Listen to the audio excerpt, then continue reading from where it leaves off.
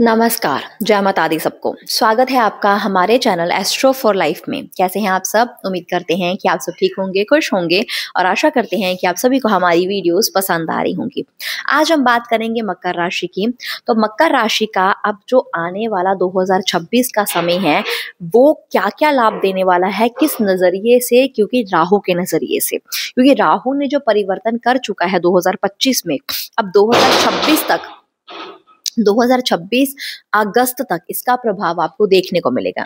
यानी अगस्त 2026 तक राहु का परिवर्तन जो है उसका जो असर है वो हर राशि पर देखने को मिलेगा। अब इसका असर मकर राशि पर क्या देखने को मिलता है ये हम आपको बताएंगे।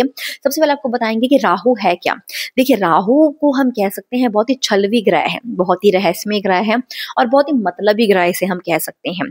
आज के युग का इसे राजा कहते हैं क्योंकि ये कलयुग का राजा है और कलयुग में लोग कैसे हैं? थोड़े मतलबी हैं, थोड़े सेल्फिश है, थोड़े गुस्सैल है, थोड़े चिड़चिड़े हैं, थोड़े रंग बदलने वाले हैं, थोड़े कब ना जाने कौन से मोमेंट पर रंग बदल जाए, वो राहु का जो है वो नेचर है। तो इसके नेचर को समझते हुए, इसकी प्रवृत्ति को समझते हुए अगर आप इस ढंग से चलोगे तो आपको 101% रिजल्ट राहु देगा। अब राहु कौन से घर पर बैठता है इससे बहुत फर्क पड़ता है कि वो घर किस चीज का, उसके लाभ और उसकी सावधानियां आपको बरतनी चाहिए। राहु के जो दृष्टि है वो भी पड़ती है। वो एक घर पर बैठा है तो 3 घर पर अपनी दृष्टि रखता है। अब वो बैठा सेकंड हाउस में है, ठीक है, और अब इसकी 3 दृष्टियां पड़ रही हैं। पहली दृष्टि जो है वो 6th हाउस में है, दूसरी दृष्टि जो है वो 8th हाउस में है, तीसरी दृष्टि जो है वो 10th हाउस में है। अब इसके मुकाबले में हम आपको बताएंगे, इससे जुड़कर हम आपको बताएंगे कि क्या क्या आपको इसका रिजल्ट देखने को मिलेगा। सेकंड हाउस में राहु बैठे हैं। सेकेंड हाउस किसका होता है? आपकी वाणी का, आपके परिवार का और आपके धन संपत्ति का। ये होता है आपका सेकेंड हाउस। अब इसमें बैठे हैं राहु। जिस भी ग्रह हाउस में राहु बैठ जाते हैं, अगर वहां पर आपको 70% वो लाभ दे रहे हैं ना, तो 30% आपको सावधानी भी बरतनी है चाहिए, नहीं तो सब कुछ मिला हुआ वो खो देते हैं। राहु का नेचर है कि एकदम से ही आपसे सब चीजें छीन लेना, बहुत कुछ देकर एकदम से छोटी सी गलती से आपसे चीजें छिन जाती हैं। ये राहु की प्रवृत्ति रही है। तो उसकी प्रवृत्ति को समझते हुए अगर आप आगे बढ़ोगे तो राहु का ऐसा सपोर्ट रहेगा कि आप रंक से राजा बना दोगे। रंक से राजा बनाने तक का हुनर भी राहु हमारे पास रखता है। राहु एक ऐसा ग्रह है जो हमारे अंदर एक जिद लेकर आता है कि मुझे आगे बढ़ना है तो बढ़ना ही बढ़ना है। और ऐसी जिद आज के समय में, आज के कलयुग में बहुत जरूरी है। अगर आप आगे बढ़ना चाहते हो तो आपके अंदर एक जिद, एक जुनून होना बहुत जरूरी है जो आपको आगे बढ़ा सके, और ये राहु देता है हमें। अब सेकंड हाउस आपके परिवार का है, तो पारिवारिक क्षेत्र में राहु आपको लाभ ही देने वाला है। परिवार का क्षेत्र अच्छा रहेगा, सुखमय रहेगा। आपका कपल्स हैं, आप मैरिड हैं, आपके बच्चे हैं, आपके माता पिता हैं, जो हंसता खेलता आपका परिवार है, ज्वाइंट फैमिली के लिए टाइम अच्छा रहेगा। उनका जो टाइम है वो अच्छे से व्यतीत होगा, उनका टाइम हंसी मजाक में मतलब निकलेगा, उनका टाइम सुख में निकलेगा। लड़ाई कलेश वगैरह उनके घर में पॉसिबल नहीं हो पाएगा, राहु का सपोर्ट है उन्हें। अब राहु जो कि है धन का क्षेत्र, तो धन के क्षेत्र में भी आपको लाभ मिलना तय है। आपको अच्छा खासा लाभ देगा धन। राहु एक ऐसा ग्रह है जो हमें धन देना जब शुरू कर देता है ना, तो एकदम से ही हमारी लाइफ को चेंज कर देता है। एकदम से ही हमारे लाइफ में ऐसी इतनी सारी अपॉर्चुनिटीज ले आता है कि चारों तरफ से हम धन कमा भी लें और चारों तरफ से धन बचा भी लें। ऐसी अपॉर्चुनिटीज भी राहु देता है। लेकिन जहां मैंने बोला राहु जिस घर पर है वहां पे चेतावनी भी आपके साथ जरूर आती है कोई ना कोई। अब चेतावनी ये है कि राहु एक ऐसा ग्रह है जो हमें आलस भी देता है। राहु एक ऐसा ग्रह है जो हमारी वाणी, क्योंकि सेकंड हाउस हमारी वाणी क्या, जो हमारी वाणी को खराब भी करता है और हमें गुस्सा भी दिलाता है।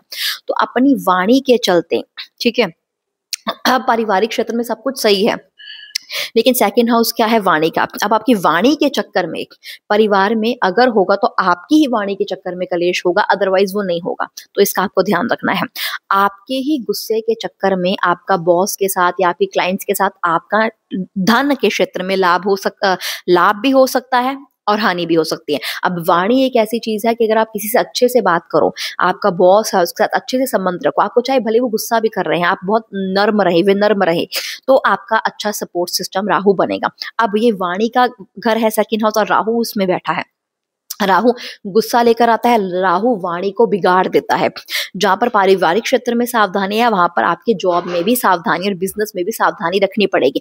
जहां आपकी वाणी बिगड़ेगी, जहां आप लड़ाई झगड़ा करोगे, जहां अपना एंगर में कंट्रोल खो दोगे, वहां से ही नुकसान होना शुरू हो जाएगा। अगर आपको मैंने राहु की प्रवृत्ति पहले से ही समझा दी है कि राहु ये चीजें कर सकता है, अब आपके पास एक अपॉर्चुनिटी है कि हाँ मुझे ये चीजें पता लग चुकी हैं, अब मैं अगर ये चीजों पे कंट्रोल कर लूंगा तो पारिवारिक क्षेत्र में बेस्ट टाइम निकलेगा और धन के क्षेत्र में तो बल्ले बल्ले आपकी तय है। तो बस इसकी प्रवृत्ति को समझते हुए आपको आगे बढ़ना है। अब इसकी दृष्टि कहाँ पड़ रही है? 6th हाउस में, 10th हाउस में, ठीक है, 6th हाउस में, 10th हाउस में और 8th हाउस में। अब 6th हाउस किसका है? 6th हाउस है आपके रोग का, आपके ऋण का, आपके लोन्स वगैरह का, आपकी कोर्ट कचहरी मुकदमे का। तो इन सभी क्षेत्रों में आपको लाभ मिलना तय है। अब फिर से कोर्ट कचहरी का संबंध है, आपके लोन्स वगैरह पे बात है, आपके ऋण रोग शत्रु हैं, आपका कोई भी शत्रु कुछ बिगाड़ नहीं सकता, रोग आपको कोई नुकसान नहीं दे सकते, राहु का सपोर्ट है। बस आपको ये याद रखना है कि अब रोग ठीक हो रहा है तो आलस नहीं करना है, क्योंकि राहु आलस देता है। अब शत्रु तंग नहीं करने हैं तो जानबूझ के पंगे भी आपको नहीं लेने हैं। अगर शत्रु शांत है तो आपको भी शांत होना जरूरी है। जहां दो लोगों के बीच में झगड़ा चल रहा है वहां कूद नहीं जाना है, वहां पर मतलब बीच में नहीं आ जाना है आपको, ये चीज का आपको ध्यान रखना है।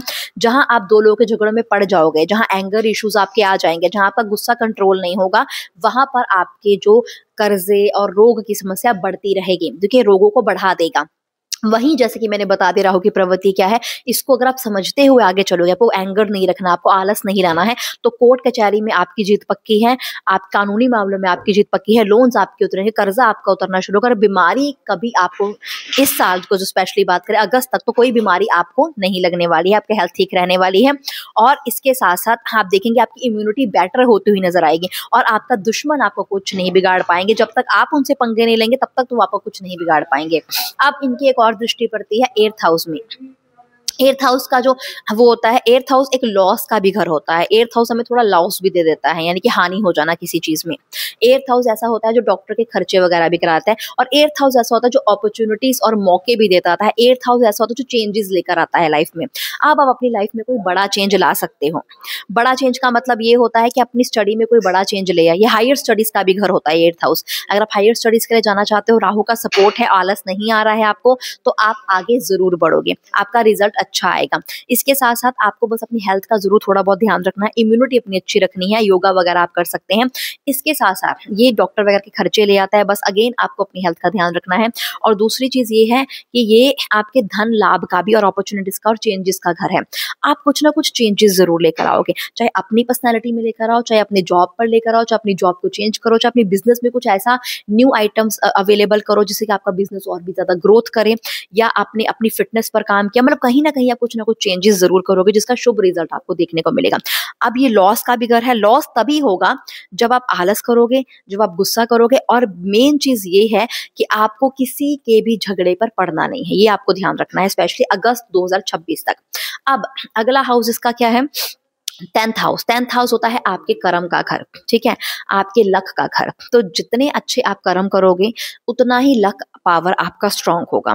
जितने अच्छे आप खुद कर्म करोगे उतना ही राहु का आपको सपोर्ट रहेगा। तो ये चीज आपको ध्यान रखनी है कि राहु का आपको सपोर्ट रहे, कर्म करो। लेकिन अब मैंने फिर कहा कि जो राहु है तो वो 70% लाभ देता है, तो 30% चेतावनी भी लाता है।